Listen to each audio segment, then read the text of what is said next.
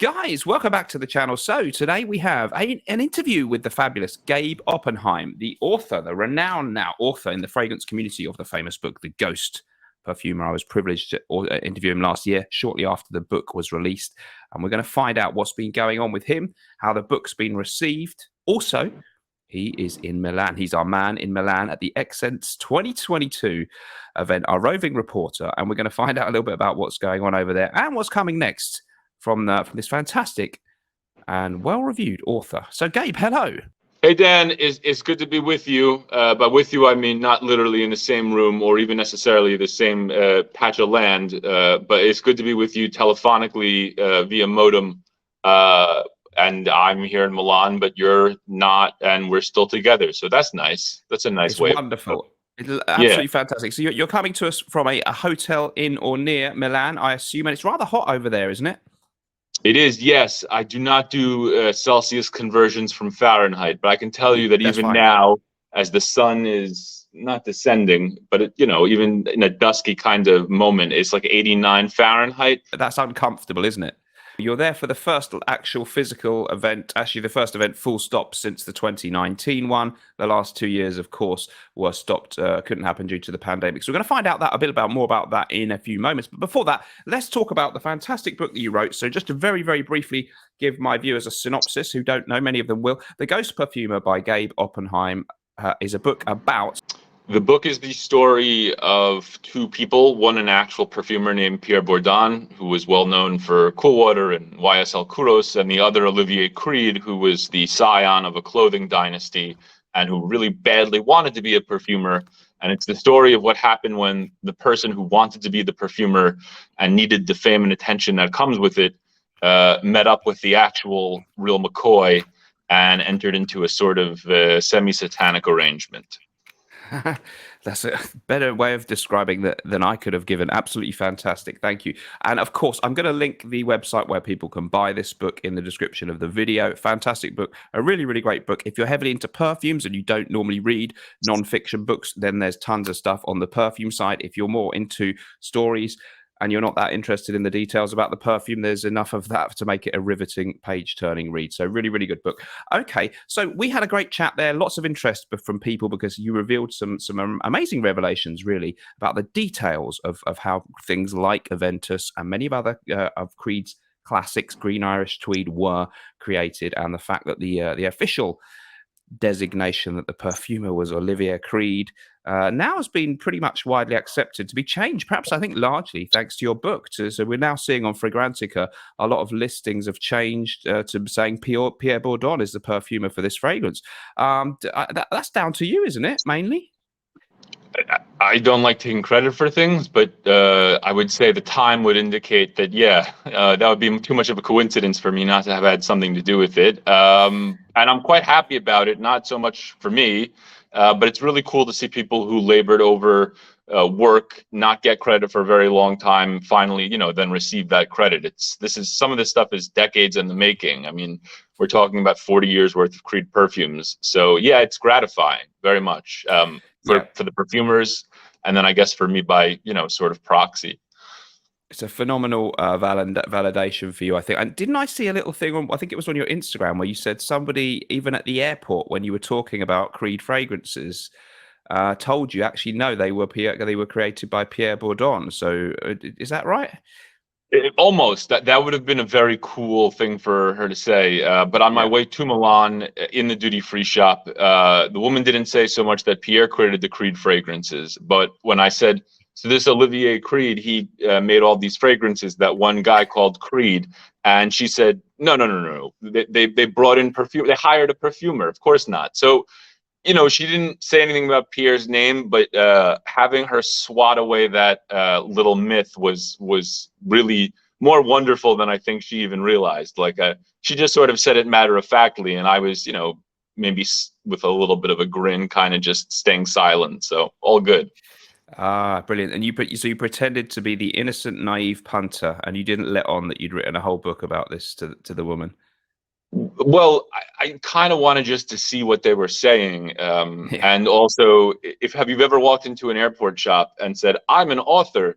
I'm not sure it goes according to plan I just wanted to kind of be not maybe a naive punter, but get a sense of what they're telling and other folks. Yeah, yeah. You don't want to walk in there and be like, so listen, I know everything about this brand, but let's just pretend I don't. You tell me what you know.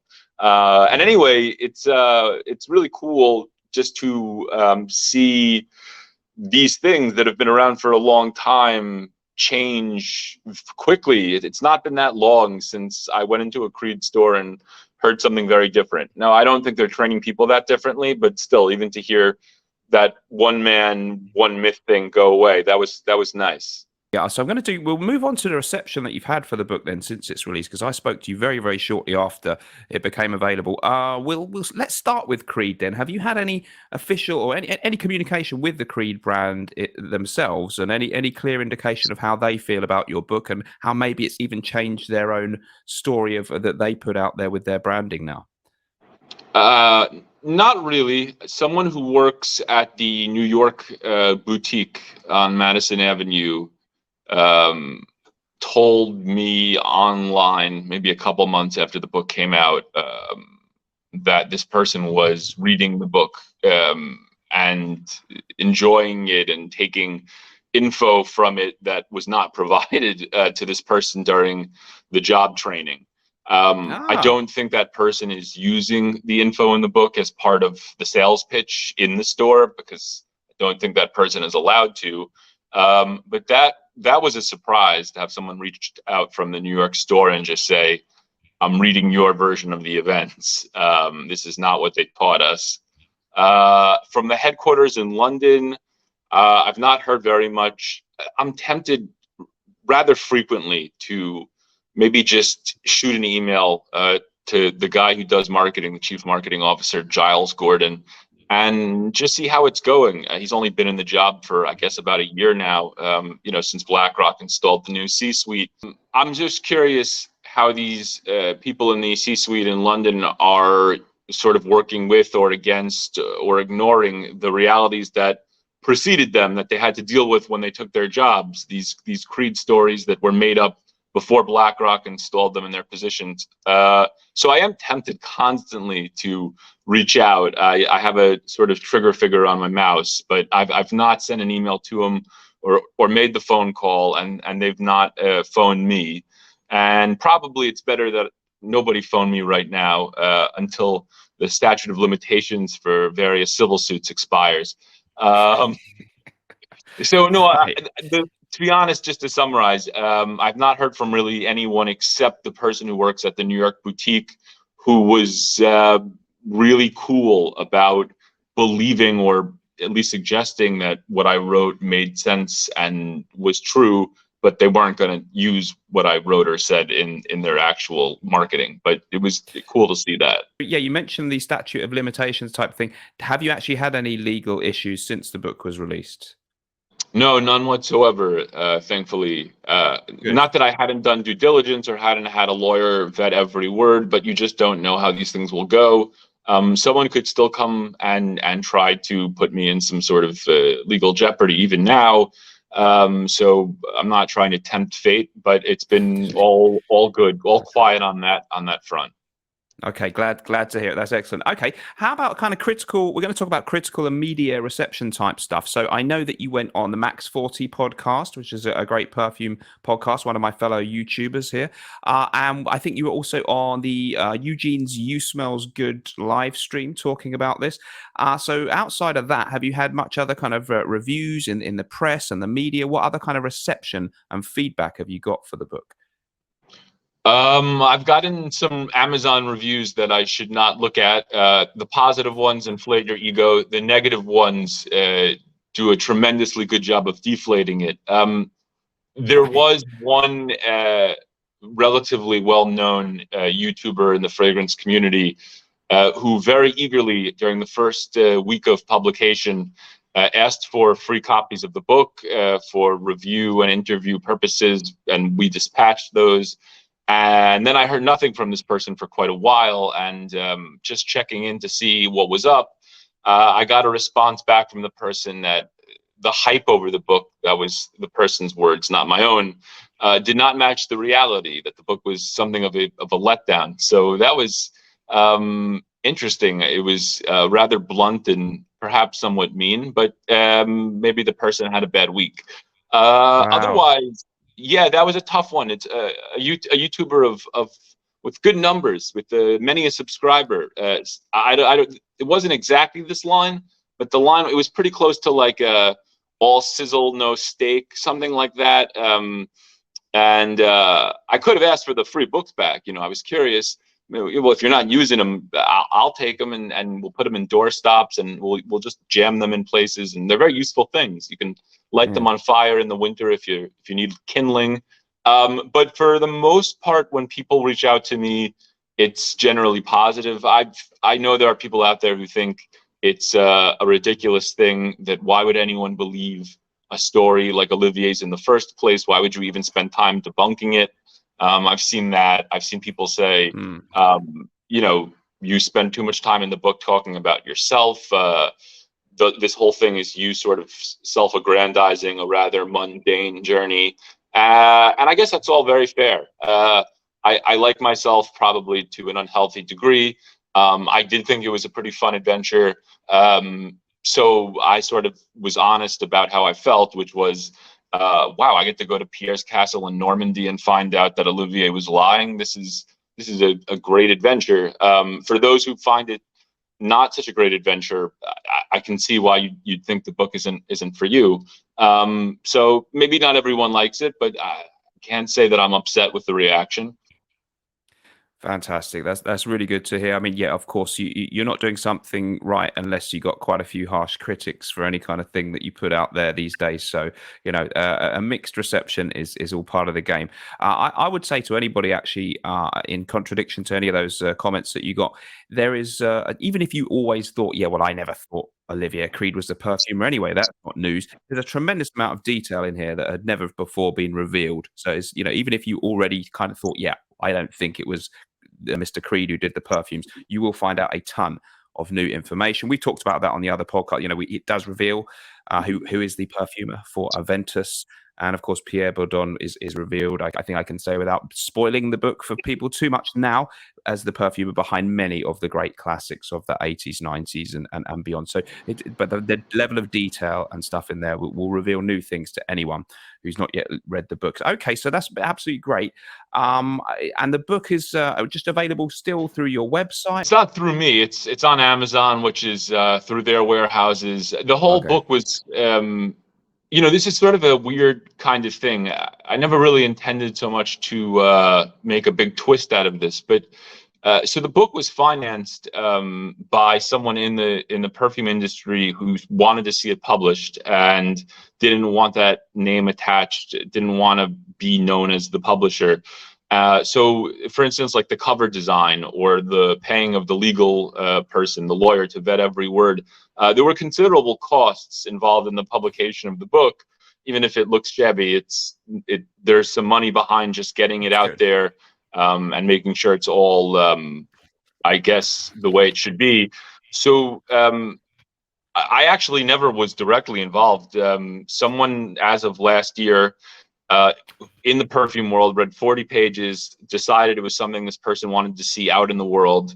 I told the person at the time that 7 New York publishers had passed and about 8 others had given me sort of soft no's. They said maybe if we read more, but and at that point the person made an offer and said, I'm going to pay to make this happen, and also I'll pay you. So it was never really directly through me, and this has been an interesting journey, getting a book published by someone who isn't a publisher. It hasn't always been the most, I would say, smooth rollout, because really neither of us knew exactly what he or she was getting into. But the book's available on Amazon. I think because of Amazon's relationship with some other places, you can get it from something called the Book Depository. But yeah, I mean, while I don't want to give more money to swell the coffers of Jeff Bezos, they're plenty swollen already. But yeah, so it's not really through me, but it's on Amazon. So if you go on Amazon, I know they're everywhere, and probably you'd like to support a local shop. But right now that's not in the cards. So So, big question next. Pierre Bourdon and Jean-Christophe Herrera are two of the big perfumers mentioned. Herrera, of course, the man behind Aventus. Have you had any feedback from them? Are they delighted, or how do they feel? Do you know? Yeah, so when the book first came out, I got an email pretty quickly from Kathy, Pierre's wife, who said she read it and liked it and enjoyed it, and I was really, really gratified. The book is meant to correct maybe some small historical wrongs or large historical wrongs, and Pierre not getting credit or money for some of the Creed stuff he did, Jean-Christophe Herrera being told by Olivier he could talk about his authorship of Aventus, but then kind of being silenced. Those were things I did want to sort of write if I could. So Kathy wrote back immediately, said she read it quickly and liked it and felt good about it, and that was great. But she also said Pierre is reading it and rereading it. He's very slow and attentive, and so he's not responding yet. And it maybe could have worried me, but I thought, well, this will end up fine.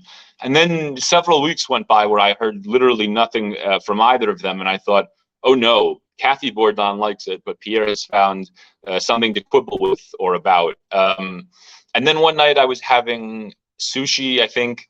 That's my memory anyway. And my girlfriend Claire said, "Are you not troubled? Pierre hasn't said anything to you. That can't be a good sign." And then I said, "I wasn't worried until you said that. Now my sushi is ruined. With it, we're at Crave Fish Bar. It's an expensive fish place. I'm not sure how to proceed." But actually, like 2 days later, I got a really long and lovely note from Pierre. It was really kind words for the book, and I think, at least in his mind, it did what he sort of thought a book should do about this subject, which is to kind of tell it in a novelistic way while adhering completely to the truth, because it's a crazy story of two men who cross paths and one winds up sort of taking advantage of the other in a really interesting way.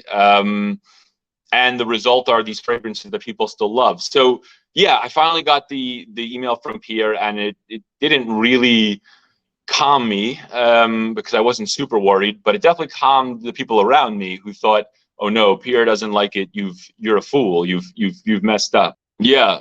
So the interesting thing was the evolution of the responses from Jean-Christophe Herrera, who made Aventus, and Julien Rasquinet, who did Royal Oud, also Aberdeen Lavender, and all of those sort of weird glass bottle creeds, and the creed for babies, or is that what they call it? Creed pour enfants, Yes. whatever.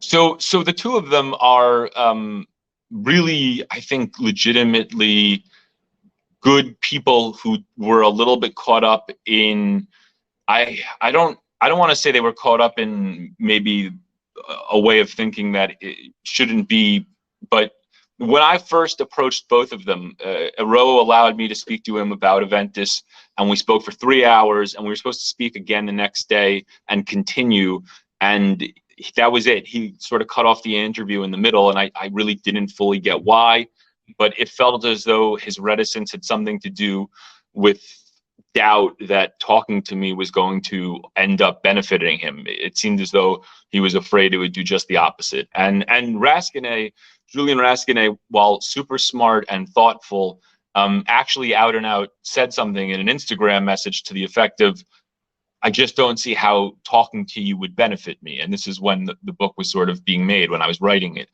And then something magical happened. Gosh, I hope I didn't lose you. But I've got the you. book, You're still here.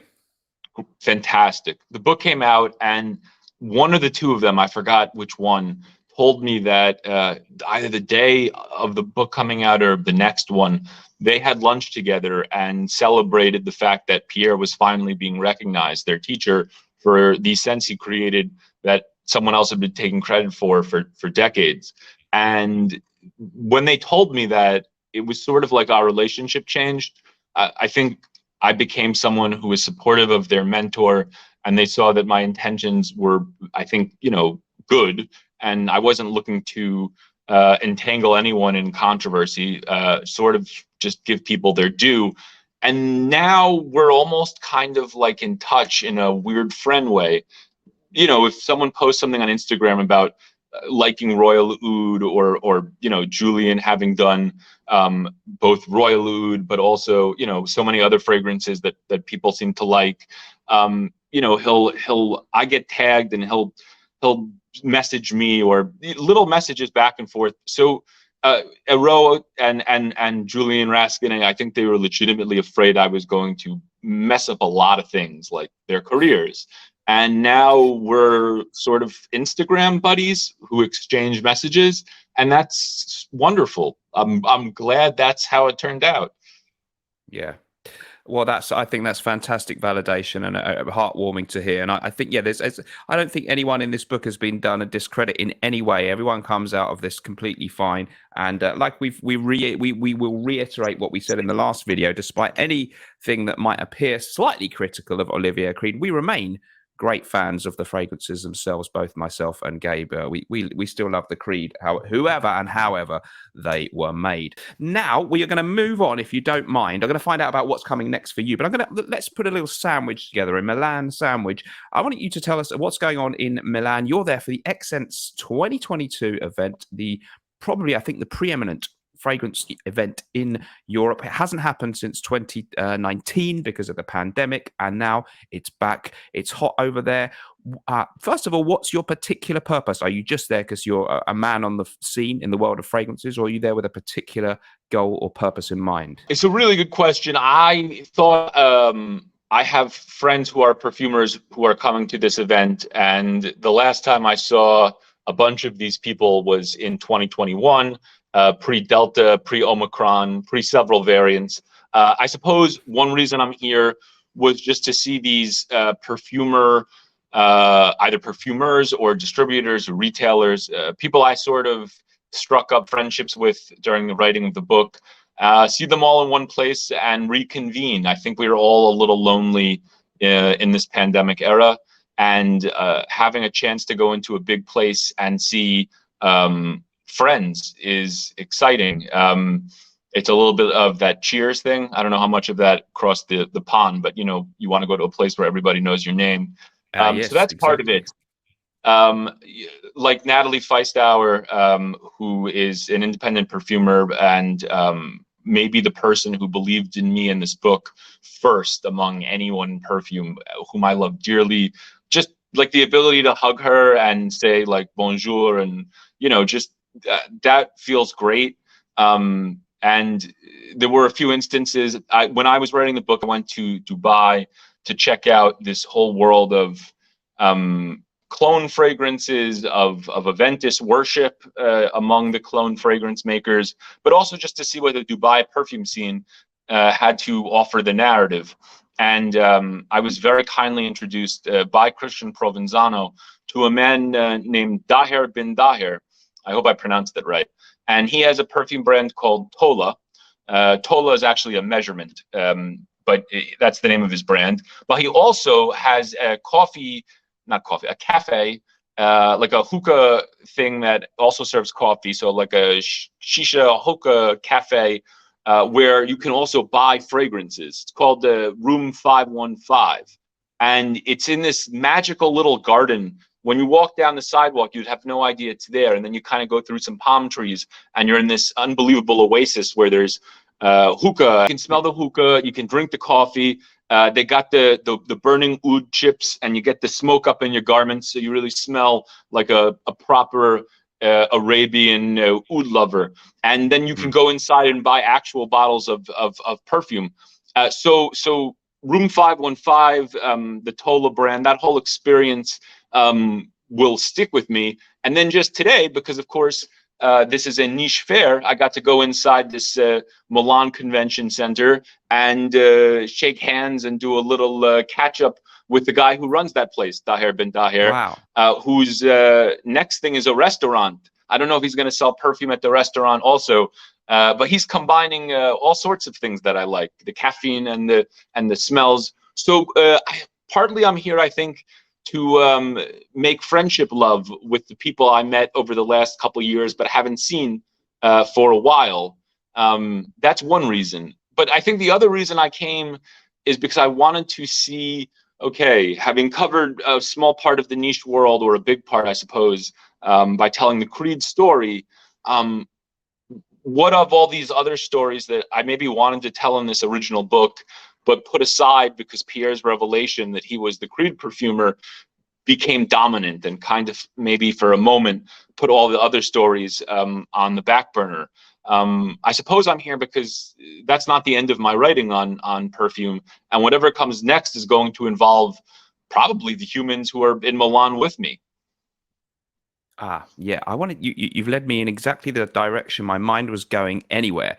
Anyway, I don't know if you watch many of my videos or live streams. I'm sure you're very busy, but those who do, the 2 or 3 sad people in this world who regularly tune in, are well aware that I do like a bit of gossip in the fragrance community. And of course, you're there. All these big faces are there. So can you drop a few names for us? Have you seen any? The perfumers, of course, are the most important people in the industry, really. But we're on the old YouTube here. So which famous faces maybe from the YouTube? You're by the way, you're there. It's Wednesday, so the event hasn't started, but you can still go and mingle around, and the stalls are kind of there, right? But it hasn't officially started. Is that right? It's open to people in the industry and to the press. It's not open to the general public yet. Okay. But yeah. But okay, they so have. who have you drop me some names? Who have you seen? I know this is you know, I'm a very tabloid channel here. Drop me a few juicy names, and have you seen anyone interesting? Look, I want to give credit where credit is due. I think it's impressive if a person can build a brand and have that brand be so easily identifiable that everyone kind of knows what's going on when that brand sort of enters the room. So yeah, I saw Jeremy Fragrance walk down an aisle of the convention center. Yeah, he was wearing a button-down shirt, but only one of the buttons was buttoned. Yes, he seemed completely intoxicated with himself, which I suppose isn't the worst form of intoxication. I mean, you can drive legally with that form. His teeth were very white, and he seemed satisfied. So credit to him, because he walked in. It's a sort of a strange thing. It's kind of like a Stu Leonard grocery store, which is an American reference. But the convention center is forces people to walk only like one way through the aisles, right. Okay. so that you don't like kind of go to where you want to go and then just leave. So you can't help but kind of move with a certain traffic. And I'll just tell you, when that man with his teeth and the slick back hair and the shirt with the single button, when he walked down the aisle and I was standing there talking to someone, all the heads turned. So credit to him for being such a magnet for attention. It works. Brilliant. Yeah. I'll tell you, when you walk into. So I mean, look, the truth is, people are gonna like say, "Oh, Jeremy Fragrance," and they'll love that or they'll hate that or whatever. But this is a little bit more serious. One of the things that I saw that bothered me or was interesting, kind of poignant, is you walk in and the first booths when you walk in are, I believe, booths that are paid for with lots and lots of money. They're like featured and they're bigger than the other booths.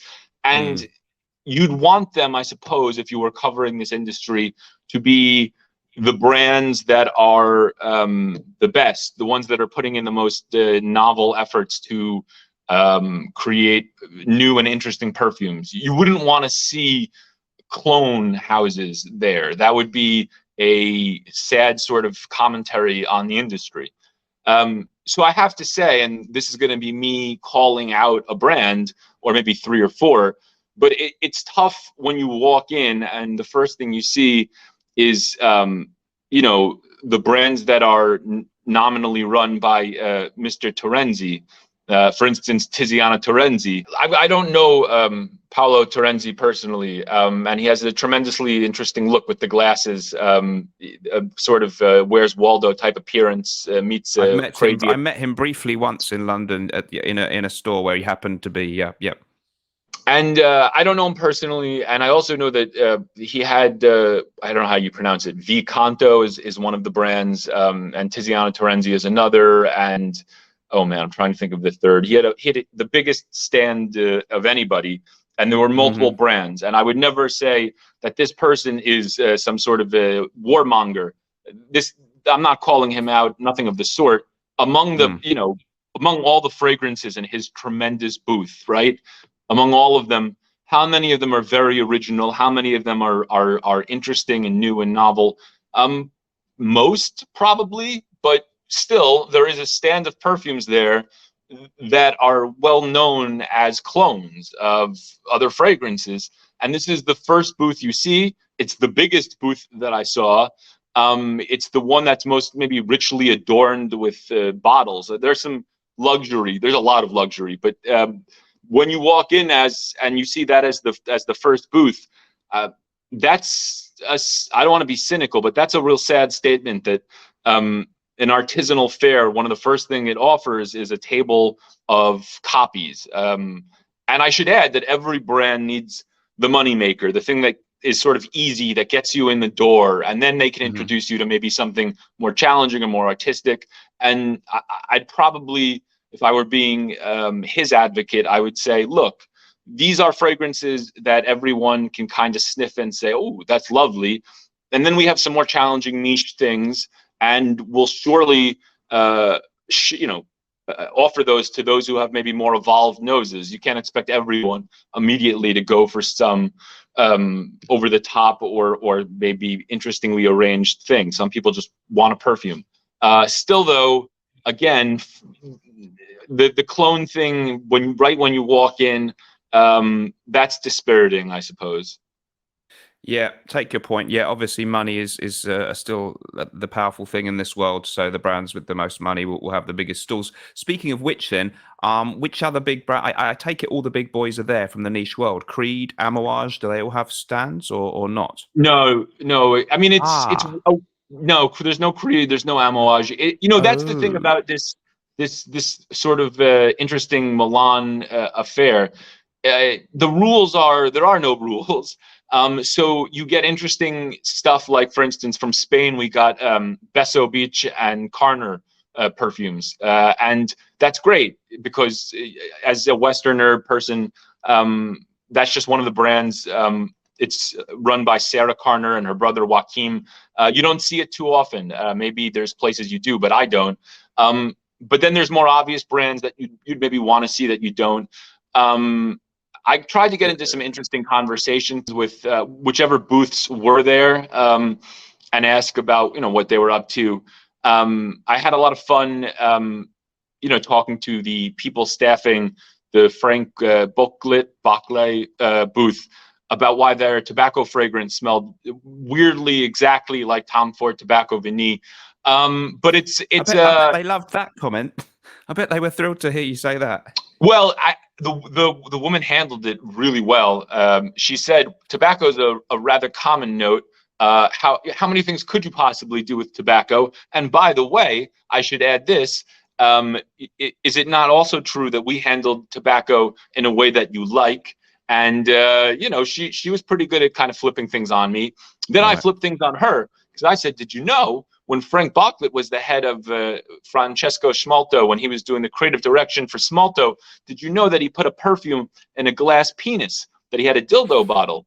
And she said, what are you talking about? And I thought, well, this is a good opportunity to take out my phone. So then I showed her the bottle, and she saw the name of the fragrance, which is a pun on, I'm not going to say what it is. You can look it up if you want. It's a name that doesn't shy away from sexual innuendo. She had a good laugh. It's appearing on the screen now. Yeah, so she had a good laugh, and ultimately we forgot about our differences and enjoyed the love of perfume innuendo. So that was good. So no, not all the big hitters are here in terms of brands. But what I do think is really true is every one of these stalls has something interesting to offer.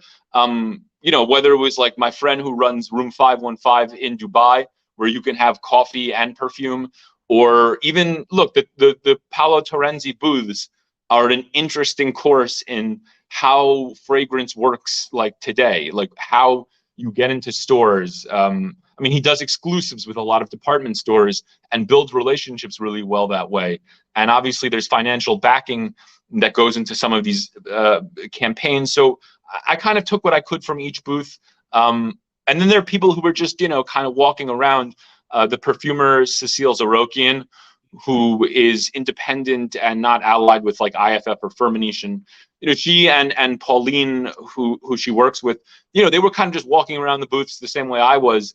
So just stopping and chatting with her was really gratifying and fun and nice. And so I guess it would be interesting if all the big hitters were here. But I think I learned or had fun with some of the smaller hitters. Pierre, Guillaume, I hope I'm pronouncing that right. That booth was fascinating. There's like 80 fragrances that they offer. And they were trying to explain to me how they bought Phaedon, I hope I'm pronouncing that right, what was it, 2013? And which, by the way, they also have a Tobacco Vanille clone, Tabac Rouge. So just talking to all these people who maybe come under the category of niche or artisanal, and seeing like what does that mean? Are they actual artisans? Some of them obviously are very artisanal. Some of them are just really shrewd entrepreneurs. A lot of them are 50-50. So yeah, not all the big hitters are here, but I don't know that there are any small hitters when it comes to the world of perfume. And feel free to steal that line. Apart from the business side, there's must be a big social scene. I guess it's your first time there, but I guess there's going to be some nightlife. I know last time people were there in 2019, I got some clips from sort of parties, and there was a bit of free champagne going out. Any idea what's going to happen on the social side? Do you keep yourself to yourself, or will you be partying all night long every night? Keep myself to myself. Listen, I've already been inside this convention center where the number of masked people was 0 and the number of other people was probably hundreds. So there's nothing that can happen in the nightlife now that will infect me with anything new. I was just in that convention center. Whatever's floating around the world, I probably have gestating inside me. So Okay. I suppose there's no harm that could come from going out on the town. What's going to happen? I'm not going to, here I am making the nice people come all over the world. They go into one small area and we're all sniffing the same thing, right? In an era of rampant virus, I would say probably that worldwide coming together and that sniffing, essentially either I'm the dumbest person or alternatively, I've now paved the way for unbelievable nightlife because there's no disease that I can get. I've already gotten them all. Here's what I will say. I'm probably being left out of some of the parties because I don't have plans for tonight. But I do have a party invitation for Thursday night, and that's exciting. I won't say which niche brand it is, but what I will say about this niche brand is I actually really enjoy their work. And the perfumer who works with them, the brand owners, they've always been sweet and kind and good. And actually, they were just like unbelievably welcoming to me. So that'll be a party tomorrow night. I don't want to say more because the invitation could have gone out to few people, and if it didn't go out to maybe everyone, I don't want to get anyone in trouble. Will that be debaucherous? I'm a person with a very loving and steady girlfriend, so it won't be me on the table with the lampshade on my head.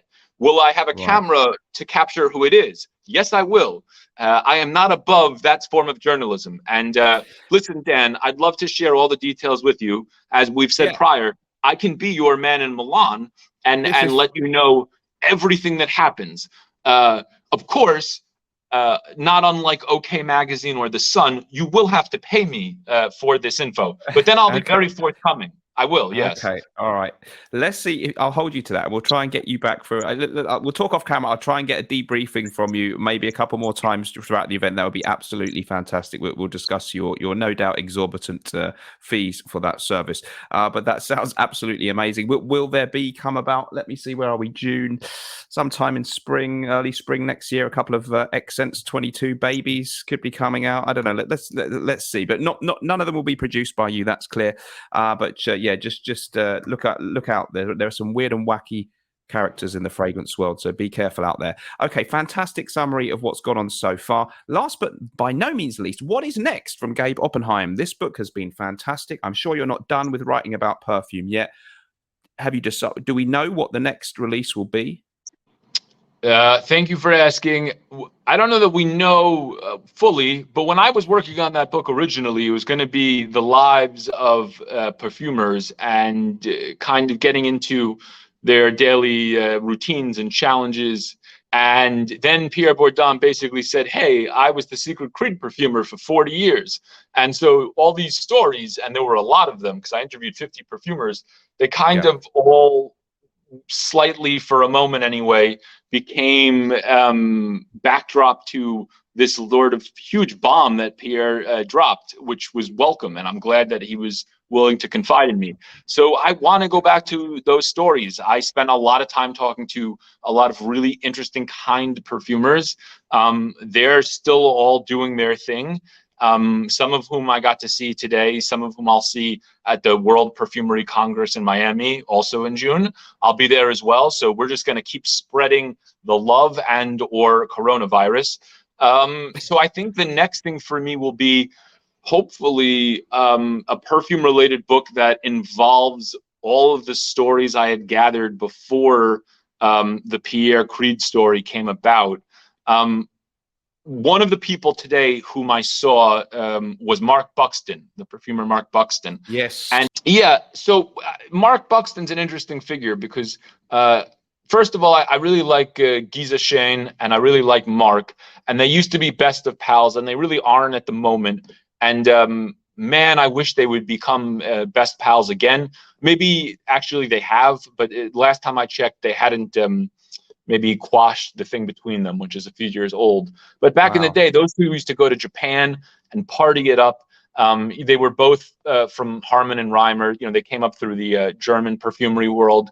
And I think they're both really interesting, fascinating folks. So anyway, I love them both. I wish they were still sort of close. And I'm sure maybe one day they will be again. Meanwhile, though, I saw Mark, and I interviewed Mark via Zoom during the pandemic, and I sent him a couple emails before this event, before the Milan event. And Mark has stories that blow my mind because, and so I suppose Giza does too. Basically, I would say that the German perfume world is interesting because they're not gossipy or chatty. They're just straight truthful, and that's different than like the French schools. Like if you were to talk to people who went to the same, you know, perfumery school in Grasse, they kind of like snicker and laugh and give you like little nibbles of a story, and then you're sort of left wondering what the full story was. Like, so was that a romance you were alluding to, or are you guys just joking? But like the German stories are very straightforward, and you get all the details you want. And so Mark told me some amazing things. Actually, the most amazing thing I'll tell you that involved Mark didn't come from him. Someone who had worked with him told me during the pandemic, when we were Zooming, I said to Mark, okay, I have a source who says you did the legwork, or you did a lot of the early sort of thinking out of fragrance, whatever, X, right? Which of course you're not at all connected to in any of these databases, and I've never heard your name mentioned with this. But I have someone who says he's seen a formula that is more or less kind of part of what became. And so Mark, very matter of factly, said, "Well, it's true that I did work on this accord, and it is true that that accord is also featured later in this other fragrance, and yes, you can make a connection. And by the way, how did you know that?" And I said, well, someone had seen your work. And anyway, Mark could have used that as an opportunity to say, yeah, that's a fragrance that was ripped off from me, or you have no idea how different my life would be if people gave me credit for that fragrance. But he shrugged it off. In this Zoom, he shrugged it off and basically just said, yeah, that's true, but let's not talk about that. Right. And I, at the time, I was early on in this project, so maybe I was, I guess, naive. Maybe I thought people shrug things off like that all the time, but it's hugely unique, actually. Most people, if they have even the slightest association with a fragrance, will blast out that info to the world. In fact, if you go to anyone involved in the making of Acqua di Gio, there were 4 Firmenich perfumers who were credited on the original man's Acqua di Gio. You'll get 4 different stories on who did which part, on who really deserves credit for the accords. You won't get any agreement, even in the ones, even when they agree, they won't agree. I've had people tell me like 4 different versions of how that story goes, and you get 4 different perfumers. By contrast, Mark was like, yeah, well, it's true. If you look at my formula and this perfume, and also there's other things to prove it, yeah, you could probably prove it, but we're not going to do that. I have my own life and my own line, and fine. And then anyway, I knew he was going to be here in Milan, and this was my first chance to see him in person since I guess lockdown, and since our Zooming. So I sent him some notes ahead of time saying, hey, I'd love to chat in person and it'll be good to see you.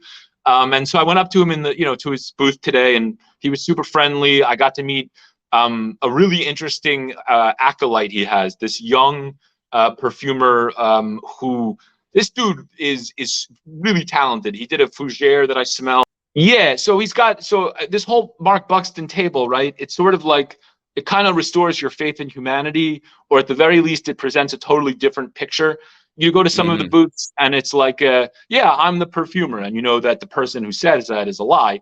Here you got Mark Buxton and his acolyte. The acolyte's like, no, it's not such a, I'm not so great, And I'm smelling this fougere and I'm thinking, this kid's better than a lot of the people out there taking credit for stuff. And he's just training by Mark's side. And then you've got Mark, his table is very simple. He doesn't have the huge, crazy stands and I sent you some photos. Some of these booths, they look like a first-class lounge. I was very lucky. I flew Emirates. A lot of these booths, they kind of have that Emirates feel. It's all shiny and nice. And Mark is just the plain booth, And anyway, I happened to bring up again, because I'm a nosy son of a gun, that, hey, by the way, we both still kind of know that there's this fragrance that you maybe did that you never got credit for, where your idea was maybe hijacked. And Mark said to me today, he said, yes, but I'm not doing his accent. I can't. He's like, yes, but could you prove it? Like, do you have the paper in front of you? And I said, well, no. He's like, it's a fact, but yes, it's true. There was an idea and then another idea, and maybe it's the same idea, but how we don't have the paper, and why we're not going to prove it. So here, smell this. And that's amazing. Like, that's an extremely refreshing thing. Maybe it's sad, like how sometimes genius doesn't get the accolades it deserves. But he's a cool one in that he doesn't seem to need it. He seems to do the work for the work. So, that's pretty cool. I don't know why I told you this story. I don't know how we got here. It's I don't really remember. nice I think you wanted gossip about parties, and I just started telling you about a Mark Buxton thing I'm not even supposed to talk about. How'd this happen? Yes. That was a very interesting. I'm sure people's minds will be worrying about that story about the famous perfume. Okay, fantastic. So we know we're going to have something more from you. Maybe the book that is made up from all the other stories that didn't make this book. We are awaiting with bated breath. Last little question here. Has it ever occurred to you that there might be a personality, not a perfumer, at the event there, who might be worth a book in his own? Maybe not yet, but one day, a personality known for being quite interested in himself, so he probably wouldn't mind talking at length about his own story. A man known for wearing, tight white shirts. Have you ever thought about a Jeremy Fragrance book? In all seriousness. No, I haven't. I really, in all seriousness, it hasn't occurred to me. I'll tell you what I'm really looking for. It would be a lot of fun to spend time with someone like that. But I guess what I'm looking for, in a way, is from the stories I already know, and then the stories that are hopefully to come, whether I come by them here or at the World Perfumery Congress, or somewhere in my journey. I want to come across another version of sort of this first story, where maybe some orthodoxy is flipped on its head, or someone who hasn't opened up finally does, or maybe I allow perfume people to see a side of something they care about that they just haven't seen before. I would be afraid with the Jeremy topic that there are so many sides to him that people have seen, and the side that I would want people to see would probably be really vulnerable and would have to have maybe some deep reflections on his boy band days. I'm not going to lie. When I see someone walk into a room and they've got that sort of grin and they're half nude from the torso up, and to be fair, it was like very hot, but still, my thought is, I need to get to this person's like soul, this sheen, this glimmering facade. This has to go. This person needs to sit down with me, and in all seriousness, like, I'll tell stories about my own life that are maybe uncomfortable and personal, but then I'm gonna need this person to do the same. Like, I'm gonna need Jeremy Fragrance to cry for me to care. And the thing is, that sounds a little heartless and also sort of strange, but when you're on a screen all the time, and I don't think this is true of you. I love you, Dan. You've been super kind to me, and I think when you joke around, it's pretty clear that behind that joke is an actual human. But there are other times where there are these people on a screen, and you start to think of them only as screen people, and I think they maybe start to think of themselves only as screen people. That they only exist when they're like in front of, YouTube audiences, or and that's fine. But if I'm going to spend a lot of time with a person, I need them to be able to turn off. And when they turn off and their teeth don't, blind you with their pearly whiteness, I need them to have humanity and flaws, and be like really good about those flaws, like honest. And so I haven't considered a Jeremy Fragrance book. I'm sure he has no idea who I am. And to be fair, I think outside the perfume world, not very many people necessarily are looking for such a thing. But if he should ever want to actually answer some really hard questions, maybe not that hard, but whatever, I don't know. What would you be without your audience? And is there a kind of emptiness that comes with having to put on that costume? I'd be happy to ask him. This fragrance world is interesting, far more than I ever anticipated, maybe. But what gets me a lot is when people discard with that persona that's all glimmer and sheen, and they actually kind of dish. I mean, that's kind of why I'm here.